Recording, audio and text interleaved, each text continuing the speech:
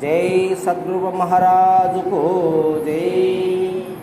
श्री शिवराम दीक्षित सांप्रदाय चंद्रम श्री भागवत कृष्णार्य देशिकम श्री पील्कान शंकरार्य शिष्य प्रशिष्यम श्री उडुता वेंकटदासार्य सेवितं भावातीतं परमगुह्यम अचल ऋषि रमणार्य मद्गुरुं भजे।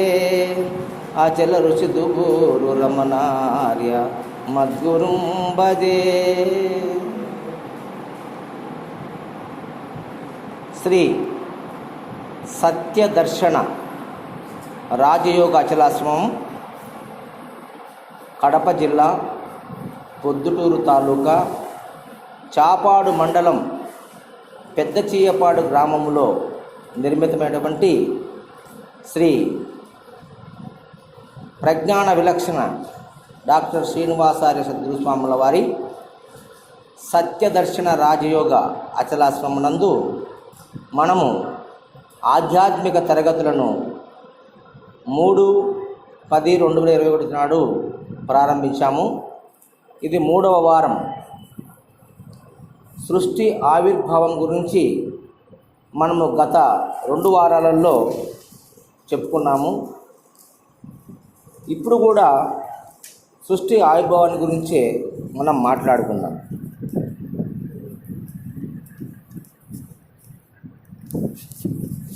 ముఖ్యంగా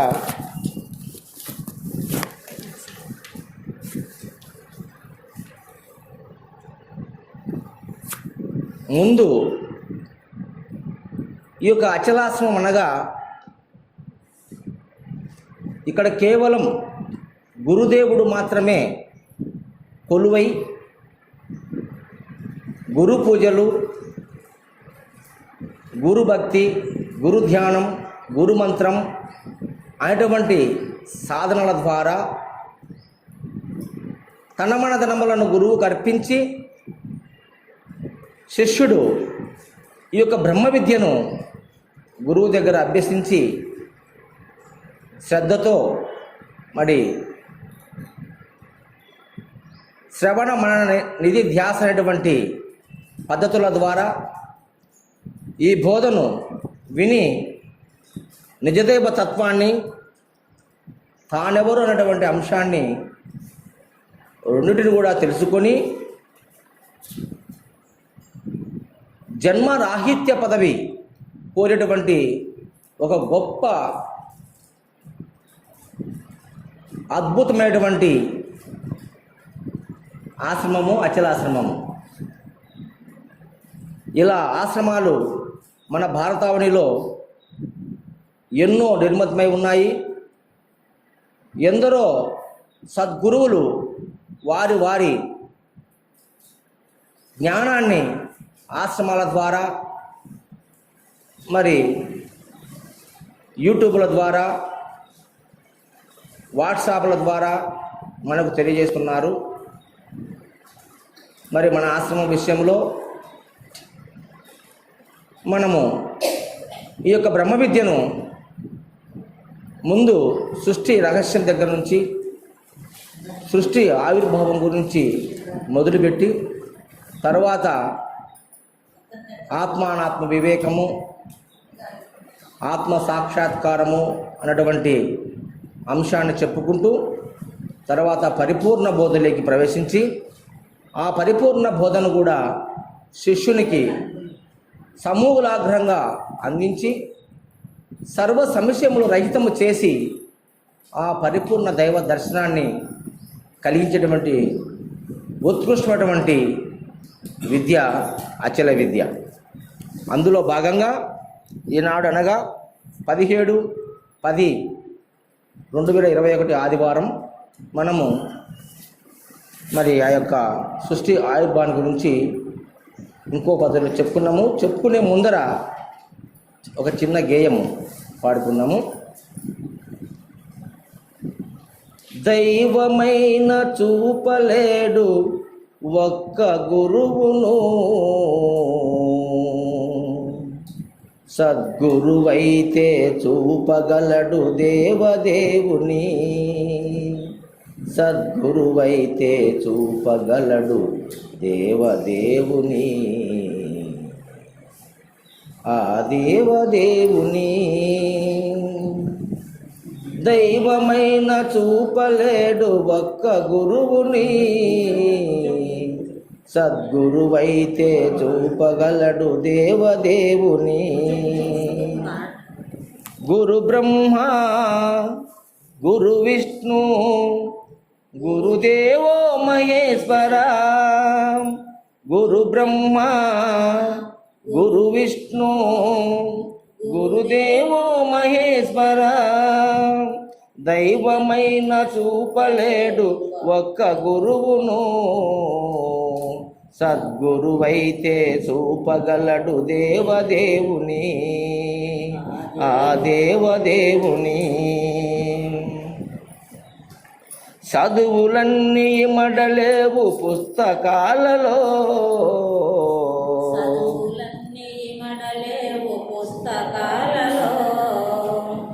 విద్య దాగి ఉంది మానవుని మస్తకాలలో,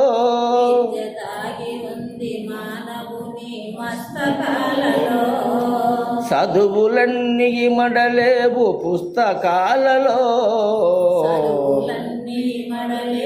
పుస్తకాలలో విద్య దాగి ఉంది మానవుని మస్తకాలలో. మేధస్సును తరచి తరచి దస్సును తరచి తరచి మదిని పదును పెట్టు, మేధస్సును తరచి తరచి మదిని పదును పెట్టు. గురు బ్రహ్మ గురు విష్ణు గురుదేవో మహేశ్వర, గురు బ్రహ్మ గురు విష్ణు గురుదేవో మహేశ్వర. దైవమైన చూపలేడు ఒక్క గురువును, సద్గురువైతే చూపగలడు దేవదేవుని, ఆ దేవదేవుని, ఆ దేవదేవుని. యుగాంతాల నిదుర నుండి దిగాంతాల వెలుగులోకి,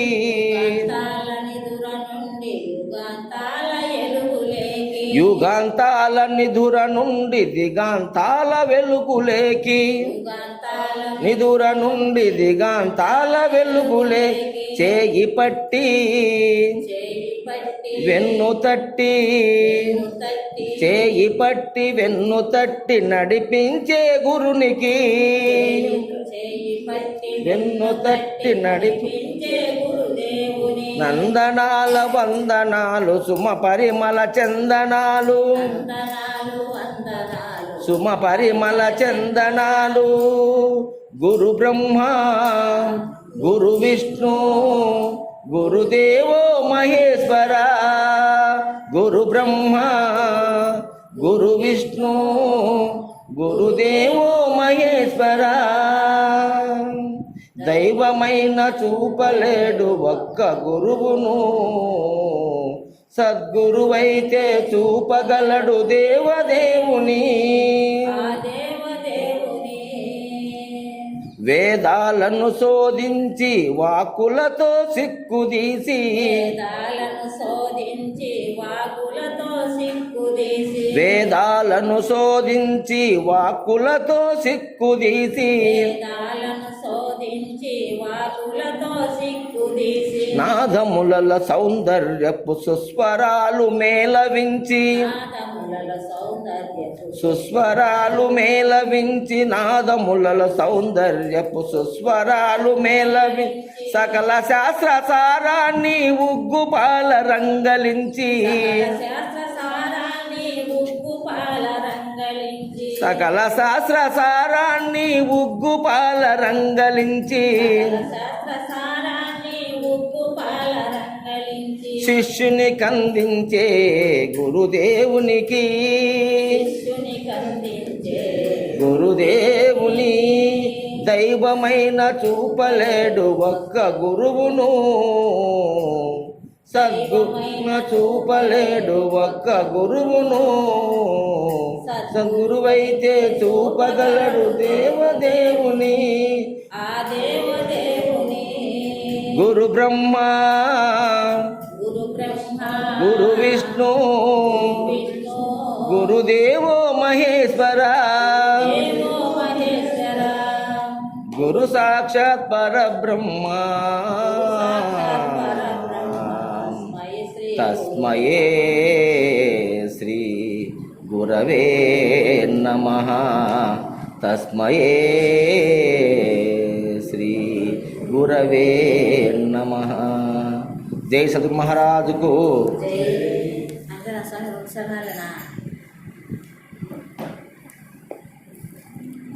ఇక మనము సృష్టి ఆవిర్భావం గురించి ఇప్పుడు ఎన్నో రకాలుగా చెప్పుకున్నాము. మరి ఇప్పుడు కూడా ఒక పద్ధతి ప్రకారము మానవుడు ఈ భూమిపైకి ఎలా వచ్చాడు కదా మనకు కావాల్సింది. సృష్టిలో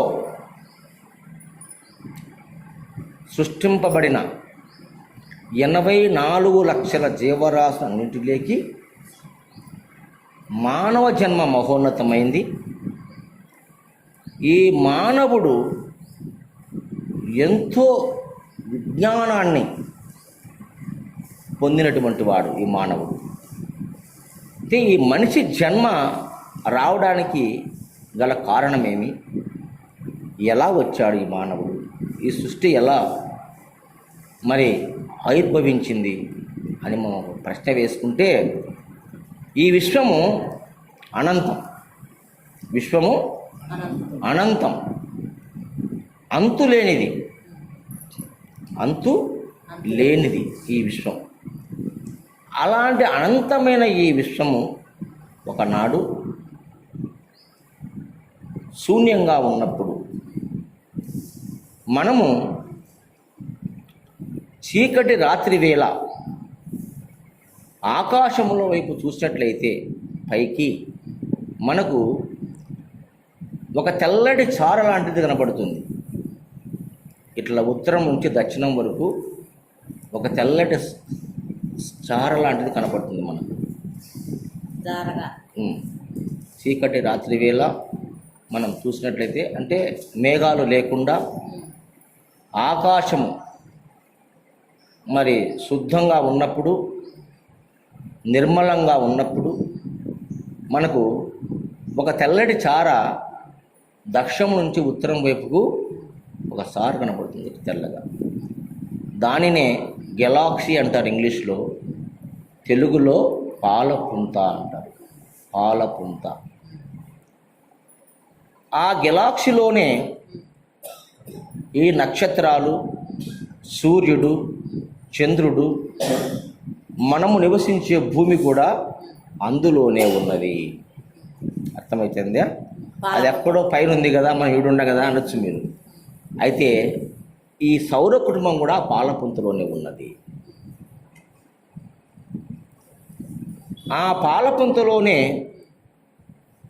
ఈ యొక్క నక్షత్రాలు, మరి అనేక గ్రహాలు అందులోనే ఉన్నాయి. ఏమా? అయితే మొట్టమొదటిసారి మనకు అక్కడ ఈ సూర్యుని నుంచి, అంటే ఈ సూర్యగోళం మనకు నిర్మాణం కావడానికి ఒక కారణం ఉంది. ఈ విశ్వమంతా శూన్యం మనం చెప్పుకున్నాం. టెలిస్కోపు కూడా కనిపించని బిందువులతో నిండి ఉన్నది ఈ విశ్వం మొత్తం.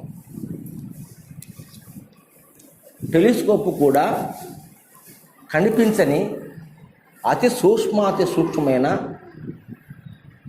హై పొటెన్షియల్ పవర్తో, అంటే ఎక్కువ పవర్తో బిందువులు మొత్తం విశ్వమంతా నిండి నిబిడీకృతమై ఉన్నది.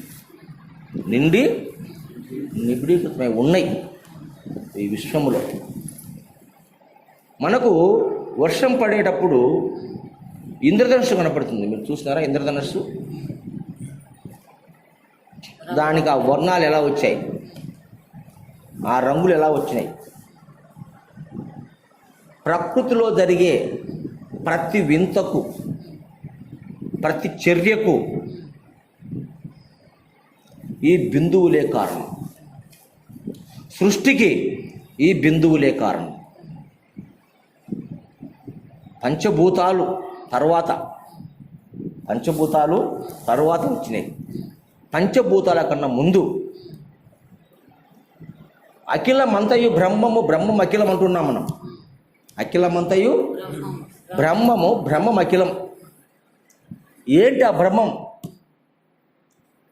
ఆ బ్రహ్మం అంటే ఎలా ఉంటుంది అని వర్ణించితే ఆ బ్రహ్మ స్వరూపం ఎలాంటిదంటే అతి సూక్ష్మమైన బిందు స్వరూపం. బిందువులు తుంపరులు అంటూ కంటికి కనిపించిన తుంపరు. మనం ఇప్పుడు మొన్న కరోనా వచ్చినప్పుడు చెప్తున్నారు అందరూ, మనం తగ్గితే కొన్ని కోట్ల సూక్ష్మ క్రిములు ఈ గాలిలో ప్రయాణం చేస్తాయి. ఆ వైరస్. అందుకే 6 అడుగుల దూరంలో ఉండండి, సోషల్ డిస్టెన్స్ పాటించండి, చెయ్యి కలపకండి అని వాళ్ళు మున్సిపాలిటీ పాట కూడా పెట్టుకుంటూ వస్తాను నేను. అర్థమైందే? కాబట్టి ఈ బిందువు అతి సూక్ష్మమే కాకుండా అతి భయంకరమైనటువంటి, అతి ఘనమైనటువంటి పవర్తో నిండి ఉంది ఆ బిందువు. ఆ బిందువుతోనే అణుబాంబును తయారు చేసినారు. పెద్ద విస్ఫోటం. ఆ అణుబాంబు వేస్తే కనుక కొన్ని వందల వేల సంవత్సరాలు ఆ భూమిలో మొక్కలు కూడా మొలసవు. గదే మొక్కలంటే గడ్డి మొలవదు. అంత పవర్ఫుల్ అయినటువంటి శక్తి బిందు స్వరూపంగా విశ్వమంతా వ్యాప్తమై ఉంది. అది విశ్వమంతా వ్యాప్తమై ఉంది కాబట్టే ఈ సృష్టి జరుగుతూ ఉంది, ఈ భూమి తిరుగుతూ ఉంది, ఈ చంద్రుడు తిరుగుతూ ఉన్నాడు, ఈ నక్షత్రాలు వెలుగుతూ ఉన్నాయి, ఈ సూర్యుడు వెలుగుతూ ఉన్నాడు. అర్థమవుతుందా రమణయ్య? Note this point. ఇది సత్యమైన నిజం. దాన్ని తెలుసుకోవాలంటే బయట ప్రపంచంలో ఎన్ని ప్రయోగాలు చేసినా నువ్వు కనుక్కోలేవు. ఎందుకంటే సృష్టిలో అత్యంత జ్ఞాన స్వరూపమైనటువంటి శక్తి మానవునికి ఉంది. మానవ మేధస్సు, అందుకే ముందు ఈ పాట పాడుకున్నాం మనం. ఈ మానవ మేధస్సు చెప్పడానికి అనితర సాధ్యం. ఇంత అంతని చెప్పడానికి అవకాశమే లేదు. ఇది ఎలా తయారైంది? ఒక రోజులో తయారైంది కాదు. ఇది కొన్ని కోట్ల లక్షల సంవత్సరాల సమయం పట్టింది ఈ మానవుడు తయారు కావాలంటే. ఊరిక తయారు కాలే. తయారైన తర్వాత మళ్ళీ ఎంతమంది అయినా తయారవుతారు. ముందు ఒక సెల్లు కనుక్కుంటే సెల్ ఫోన్ మాంది ఘనత కదా, తర్వాత ఎన్ని రకాలైన కనుక్కుంటాం. సూత్రం తెలిసింది కాబట్టి. సూత్రము రాకముందు స్వతసిద్ధంగా, ఇది స్వతసిద్ధంగా ఏర్పడినాయి. ఎలా ఏర్పడినాయి అంటే ఈ బిందువు అనేటువంటి ఒక పదార్థం విశ్వమంతా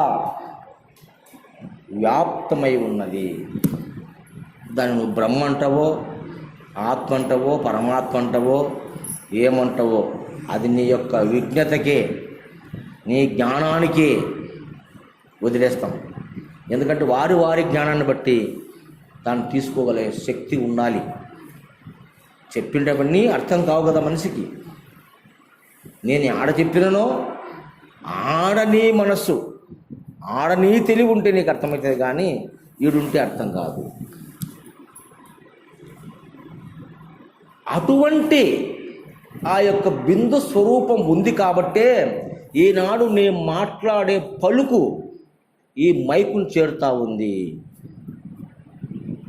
ఈ పలుకు ఈ మైకు దగ్గరికి వస్తుందంటే, ఈ మాట మీ చెవుల దగ్గరికి వస్తుందంటే ఆ బిందు ఉంటేనే. ఇది ఎలా ఉందంటే ఎడతెరిపి లేకుండా పూర్ణం, అద్వయం, అఖండంగా ఉంది. పూర్ణము, అద్వయము, అఖండం. అది తప్ప రెండో వస్తువు లేదు. అది తప్ప రెండో వస్తువు లేదు. పూర్ణము, అద్వయము, అఖండము. అది ఖండఖండాలుగా లేదు, అఖండంగా ఉంది. అఖండం ఒకటే, ఏకస్వరూపం. దాన్ని వేరు చేయలేదు. వేరు చేసే శక్తి ఎవరికి లేదు. అది చేయబడేది కాదు. మానవ పరిమాణం ఎంత ఉంటుంది? మహా అంటే 6 అడుగులు ఉంటాడు, ఒక 100-150 కేజీలు బరువు ఉంటాడు, ఒక 2 అడుగులు వెడల్పు, ఎంత లావు మనిషి అయినా. అది విశ్వం. ఈ విశ్వంలోనే మన భూమి ఆవగింజంత. మన భూమి ఎంత? ఆవగింజంత. ఆవగింజ పరిమాణం ఉంది మన భూమి. చంద్రుడి దగ్గర పోయి చూస్తే మన భూమి కూడా నల్లగా అంత కనపడుతుంది. అర్థమైందా? అట్లాంటి విశ్వములో ఈ యొక్క బిందువుల యొక్క సమూహములో విస్ఫోటనం జరిగింది. ఎట్లా జరిగింది? ఇంద్రధనుస్సు ఎట్లా ఏర్పడింది మనకు? వర్షం ఎట్లా కురుస్తుంది మనకు? మెరుపులు ఎలా వస్తున్నాయి మనకు? పిడుగులు ఎలా పడుతున్నాయి మనకు? అవునా కాదా? అలాగే అవన్నీ జరిగేది బిందువు వలనే. ఆ బిందువులు ఎడతెరిపి లేకుండా అంతటా నిండి నిబిడీకృతమై ఉన్నది. దానినే పెద్దలు బ్రహ్మం అన్నారు, దానినే పరమాత్మ అన్నారు, దానినే ఆత్మ అన్నారు. క్లియర్? అర్థమైంది కదా? అటువంటి స్వరూపము అంతటా ఉంది. అందు నుంచి ఒక విస్ఫోటనము జరిగి దాని ద్వారా కొన్ని పదార్థాలు, వాటి సమూహములో కొన్ని పదార్థాలు ఏర్పడి, మరి భాస్వరము, గంధకము, ఆక్సిజన్, హైడ్రోజన్, కార్బన్ డైఆక్సైడ్, నత్రజని అనేటువంటి కొన్ని వాయువులంతా ఈ యొక్క విశ్వముతో రసాయనాలు ఉన్నాయి. కాబట్టి తద్వారా మనకు ఒక వెలుగు, ఒక అగ్ని, ఆ రాపిడిలో నేను చెప్పాను కదా, అణుబాంబు ఎంత పవర్ఫుల్లో అంత పవర్ఫుల్ ఈ బిందువు. అవి విస్ఫోటనం చెందినాయి. విస్ఫోటనం చెందినప్పుడు అక్కడ ఘన పదార్థాలు ఏర్పడి ముక్కలు ముక్కలైపోయి విసిరివేయబడ్డాయి విశ్వమంతా. అవి నక్షత్రాలన్నీ కూడా.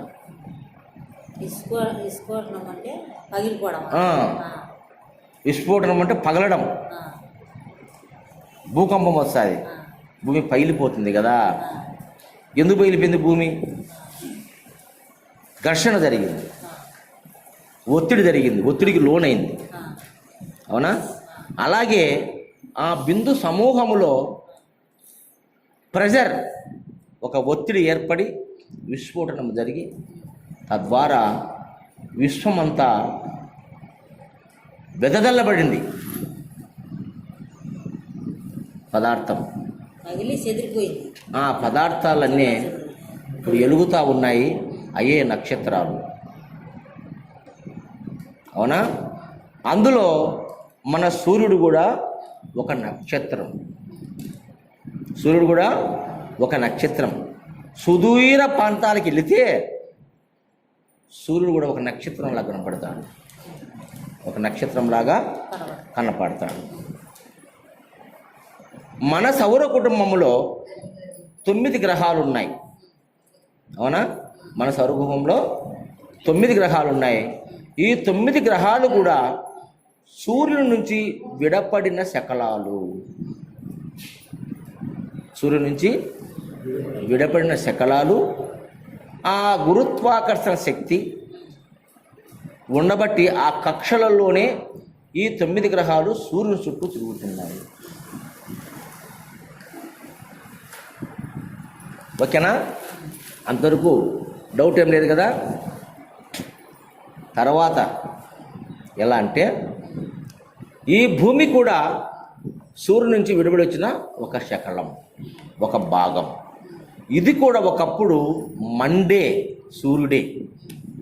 మన భూమి కూడా మండే సూర్యుడే ఒకప్పుడు. ఇప్పుడుకు మండుతూనే ఉంది సూర్యుడు, భూమి ఇప్పటికి మండుతుంది భూమి. ఎక్కడ? అంతర్గతంలో. అంగా ఆరిపోలే నిప్పు. అందుకే కొన్ని దేశాలలో అగ్నిపర్వతాలు వస్తున్నాయి. అవునా కదా? అగ్నిపర్వతాలు ఇలా మొన్నటిదాకా పేపర్కి వచ్చింది.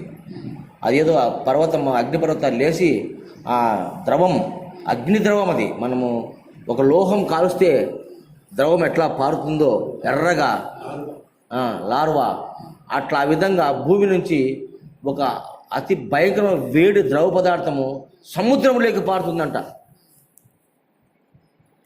సముద్రం అంతా కుత కుత కుత కుత ఉడుకుతుంది వేడికి. ఇది గట్టిపడుతుంది, ఒక మెటల్ లాగా తయారవుతుంది. ఎక్కడుంది? భూమిలో. అటువంటి మండే ఒక పదార్థమే ఈ భూమి.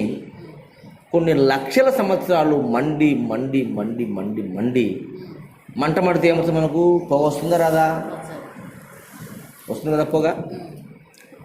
ఆ పొగనే ఈ భూమికి చుట్టూ కొన్ని వందల కిలోమీటర్ల మేర పేరుకుపోయింది. గాఢాంధకారంగా, సూర్యుడు కూడా కనిపించని విధంగా పొగ పేరుకుపోయింది. ఈ భూమి చుట్టూ కొన్ని వందల కిలోమీటర్ల దూరం. ఎంత ఉరుకైతే ఈ యొక్క భూమి వ్యాపించి తిరుగుతూ ఉందో, దానికి ఎంత దూరం అయితే భూమి ఆకర్షణ శక్తి ఉందో అంత దూరం వరకు మందమైన ఒక పొరలాగా ఏర్పడింది భూమి చుట్టూ. సూర్యశక్తి కూడా భూమిలోకి రాకుండా చేసింది ఆ పొర. అలా కొన్ని వేల సంవత్సరాలు ఒక చీకటి గ్రహంగా ఉండింది ఈ భూమి. జీవము పుట్టుక లేదు అప్పుడు, ఇంకా జీవికి పుట్టుక లేదు. అలా ఉన్న తర్వాత ఆ ఏర్పడినటువంటి ఆ మేఘము పొగలే రసాయనిక చర్య వల్ల పైనుంచి సూర్యవేడిమి తగిలి, కింది నుంచి వేడి, పైనుంచి వేడి, ఉష్ణే శీతలే అన్నారు. వేడి వేడి కలిస్తే ఏమవుతుంది? శీతలం అవుతుంది. అవునా కదా? అలా కింది నుంచి ఈ వేడి, పైనుంచి సూర్యుని వేడి తగిలేసరికి ఆ మేఘాలన్నీ కరిగి కొన్ని వందల సంవత్సరాలు భూమిపైన వర్షం కురిసింది. ధారాపాతంగా సూర్యుని వెలుగు భూమి మీద పడేంత వరకు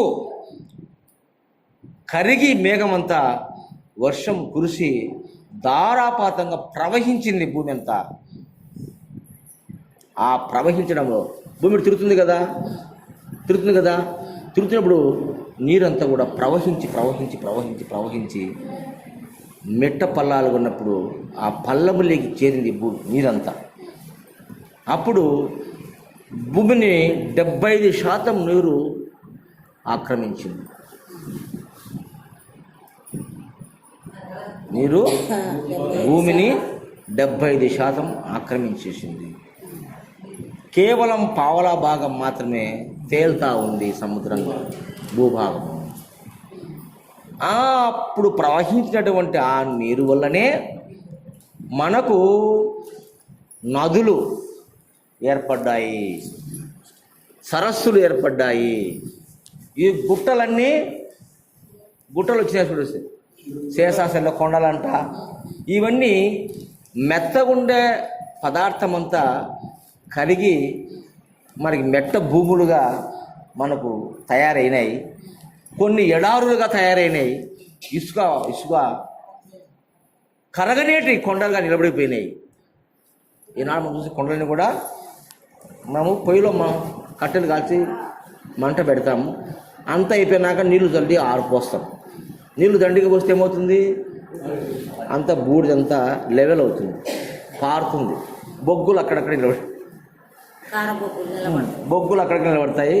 మీద భూమి అంతా బూడిదంతా ఎత్తు పొలాలుగా ఉంటుందా లేదా? అట్లా ఉదాహరణ చెప్తున్నా. ఆ విధంగా ఇప్పుడు కనిపించే కొండలన్నీ రాళ్ళు, అంటే గట్టిది అవి, అంటే ఆ మెటల్లో, ఆ అగ్నిలో, అంటే మొట్టమొదటిసారిగా ఈ కరిగి మన్నైనా కరక్క రాళ్ళైనాయి. ఆకాశము, పంచభూతాలు, ఆకాశము, వాయువు సూక్ష్మభూతాలు కంటికి కనపడవు, అగ్ని స్థూలభూతం. అవునా కదా? మరి ఆ ఆకాశము, భూమి సూక్ష్మభూతాలు కాబట్టి అందులో నుంచి పుట్టింది అగ్ని. ఎలా పుట్టిందంటే ఇలా పుట్టింది, విస్ఫోటనం వల్ల అగ్ని వచ్చింది. ఈ విధంగా ఈ భూమి తయారైంది. తరువాత కొన్ని వేల సంవత్సరాలకు నీటి లోపల నాసు పుట్టింది. నాసు. ఈ భూమిలో మొట్టమొదట ఏంది పుట్టిందంటే నాసు. తెలిసిన నాసు అంటే మీకు అందరికీ తెలుగు. నాసు అంటే సన్న గడ్డి అంతా నాసు పడిందన్నమాట. నాసు గడ్డి అంటారు.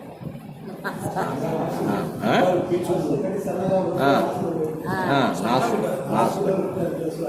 అట్లా నీటిలో మొట్టమొదటిసారిగా నాసు పుట్టింది. ఆ నాసులు పుట్టంగా మళ్ళా కొన్ని వేల సంవత్సరాలకు మొట్టమొదటిసారిగా నీటిలోనే ప్రొటెస్టా అనే ఏకకణ జీవి ఆవిర్భవించింది. ప్రొటెస్టా అనే ఏకకణ జీవి ఆవిర్భవించింది. అర్థమవుతుందే? మొట్టమొదటిసారిగా ప్రొటెస్టా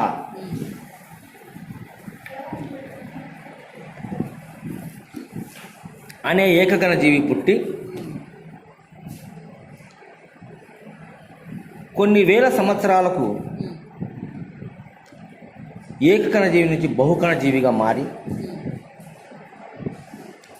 ఆ విధంగా జలచరములు ముందు పుట్టినాయి. అవునా?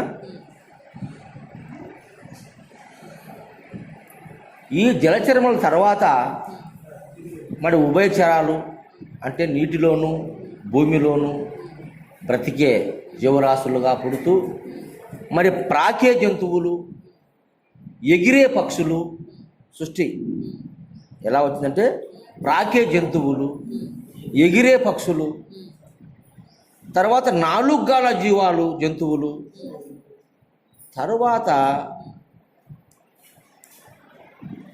ఆఫ్రికా ఖండమునందు మానవాకారముతో కూడిన గెరిల్లాలంటే మనిషి మాదిరే ఉంటాయి జంతువులు, జూలో ఉంటాయి. మనుషులు మాదిరే మంచి తెలివి ఉంటుంది వాటికి కూడా. అట్లా గెరిల్లాలు వచ్చినాయి. తర్వాత కొంతకాలానికి మానవాకారమైన మనిషి భూమి మీద అవతరించినాడు. ఈ మనిషి కొన్ని లక్షల సంవత్సరాలు మాట లేదు, మరి జ్ఞానం లేదు, బట్ట లేదు, సంచార జీవులుగా స్థిర నివాసం లేదు,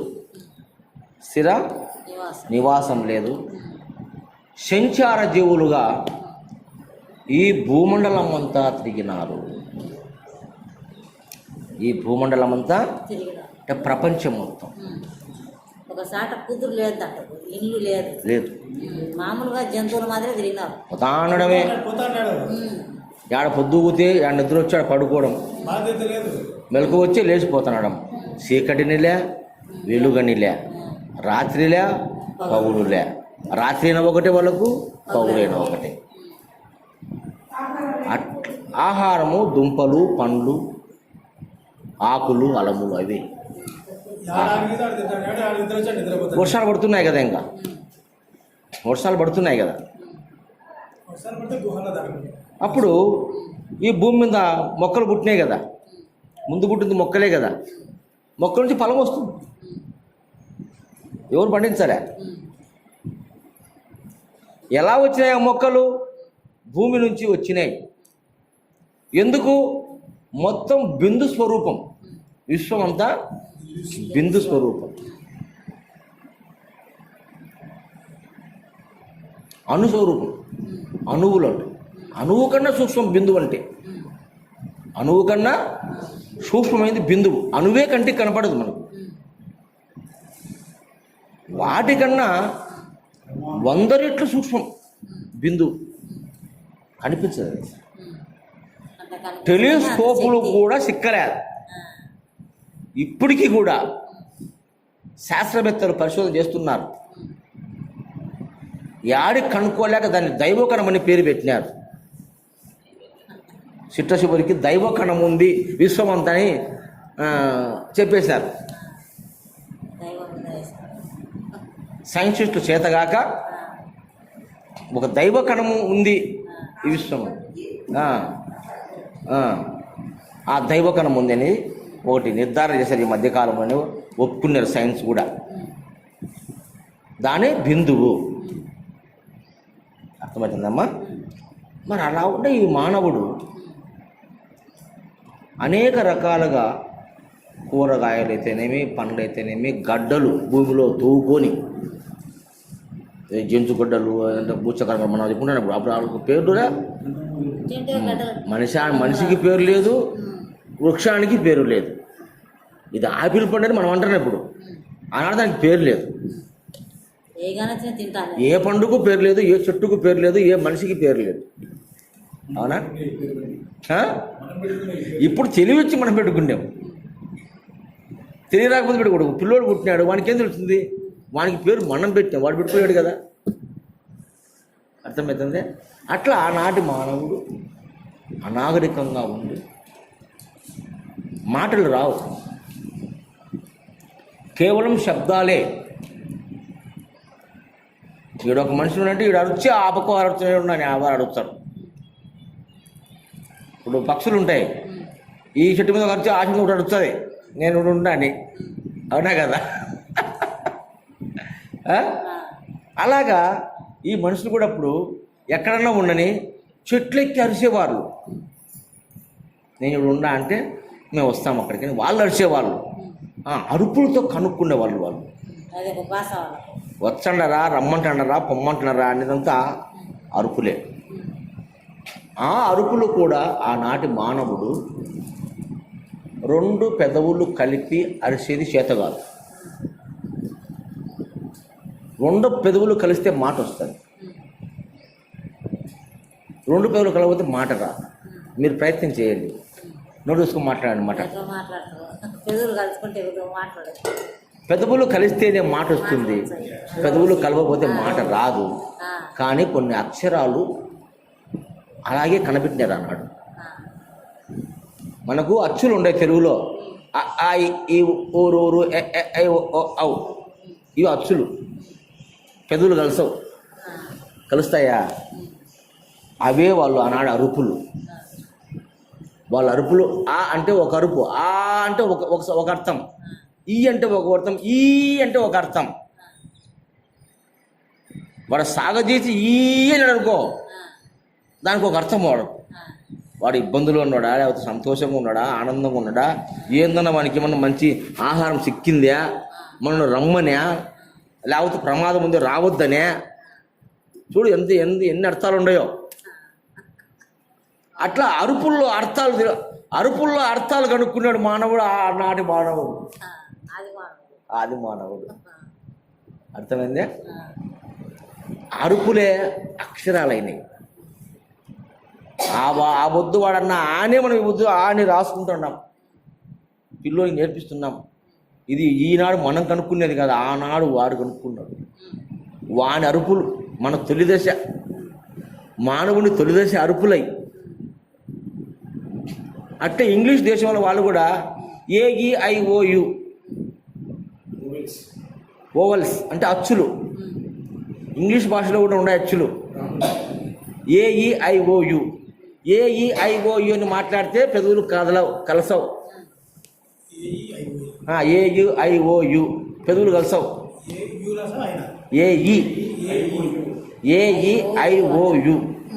AEIOU అచ్చులవి. అలాగే మన తెలుగులో కూడా ఈ అచ్చులు కలిస్తేనే ఒక పదం ఏర్పడుతుంది, లేకపోతే పదాలు లేవు, మాట లేదు. అలా అరుపులు అరిసినప్పుడు ఆ అరుపుల యొక్క శబ్దాలను కొంతమంది జ్ఞానము వికసించినటువంటి వాళ్ళు అక్షరాలుగా మార్చినారు. సైన్స్ రీత్యా,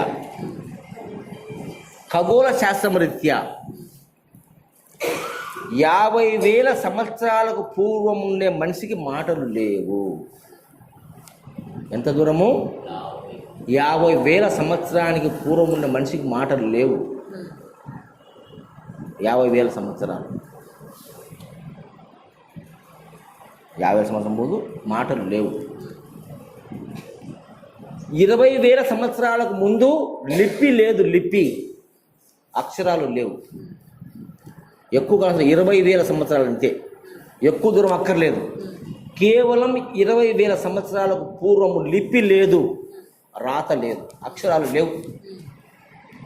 అక్షరము కనుక్కున్నది మానవుడు 20,000 సంవత్సరాలకు పూర్వమే.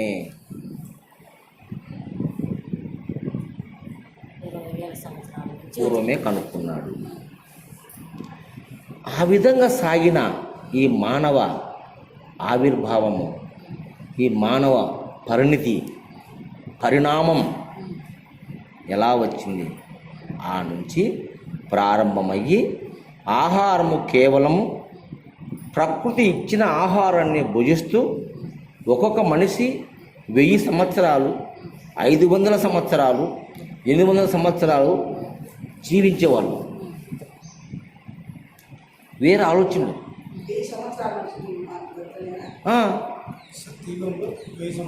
1000 సంవత్సరాలు బతికాడు మానవుడు, 500 సంవత్సరాలు.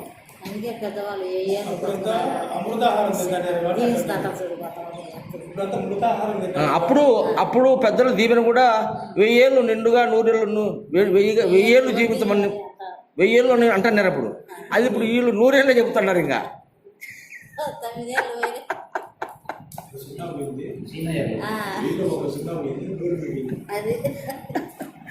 అవునా? అంటే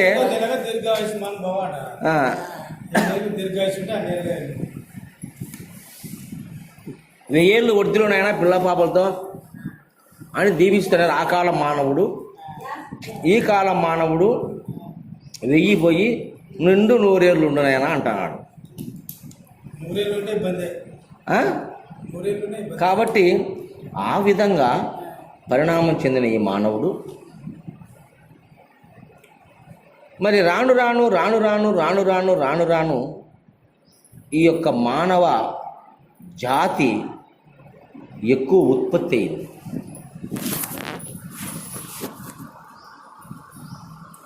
ఈ మానవ జాతి ఎక్కువ ఉత్పత్తి కావడం చేత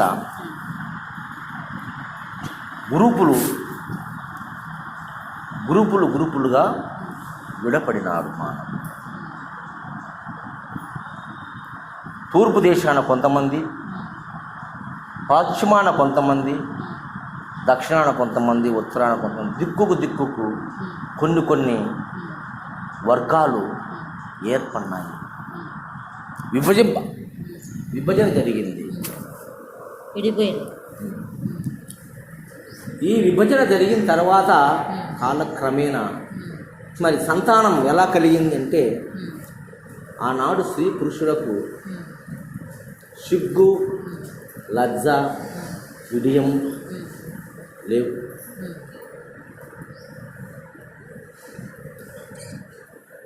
ఒక కాలం ఉమ్. అంటే ఉమ్. స్త్రీ కానీ పురుషుడు కానీ ఉమ్. మరి సంతానం కోసం ఉమ్. వాళ్ళు ఉమ్. ఆ యొక్క క్రియను సలపాలంటే ఉమ్. దానికి వయసు రావాలి. ఉమ్. అవునా?